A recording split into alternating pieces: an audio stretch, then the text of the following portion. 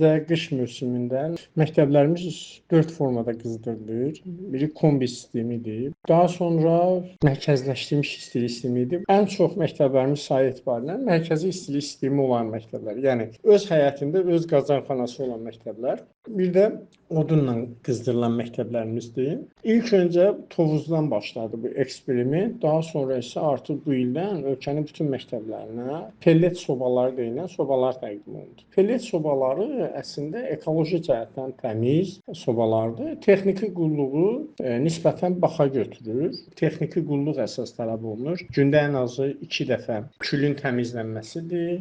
Sonra gündə 1 dəfə bacanın təmizlənməsidir.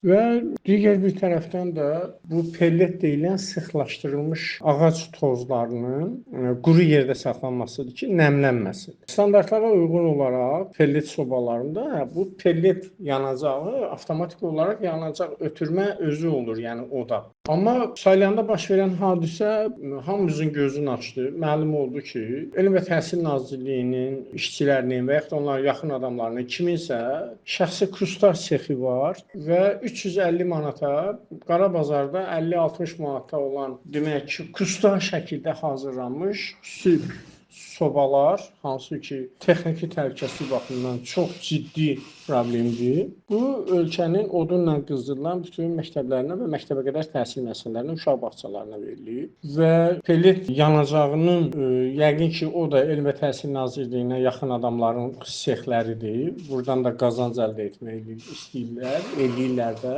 Bu pelletdə nəmə həssasdır. Yəni çox quru yerdə saxlamalıdır. Bir kiçik bir nəm götürsə yanmır. Və görünən odur ki, məktəblərdə bu pelletlə bağlı bunun çox acı tüstüsü və çox acı iyi olur. Fövqəladə Hallar Nazirliyi bu məsələyə göz yumur. Çünki Fövqəladə Hallar Nazirliyi orada texniki cəhətdən bu tip kustar sobaların quraşdırılması şagirdlərin sağlamlığı üçün, müəllimlərin sağlamlığı üçün, məktəb kollektivinin sağlamlığı üçün çox ciddi təhlükə törədir.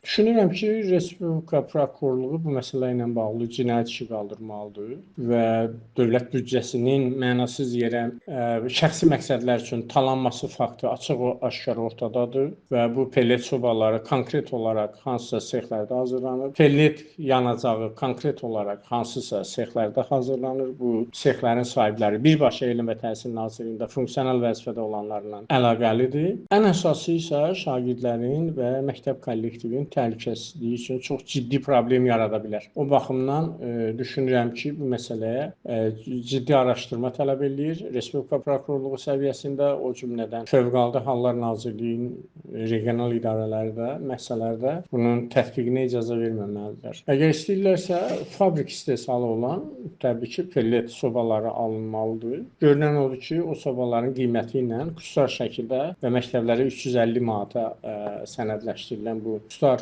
pellet sobaları arasında qiymətdə də fərq olduğu üçün burada da dırnaqarası qənaət etmək istəyiblər. Eyni zamanda da böyük qazanc götürüblər. Birmənalı şəkildə cinayət işidir, dövlət büdcəsinin talanmasıdır, vəzifədən sui-istifadə halları var burada. Eyni zamanda korrupsiya halı var burada və məsələnin başqa bir tərəfi də 10 minlərlə uşaqların və şagirdlərin taleyinin təhlükə altına atılmasıdır.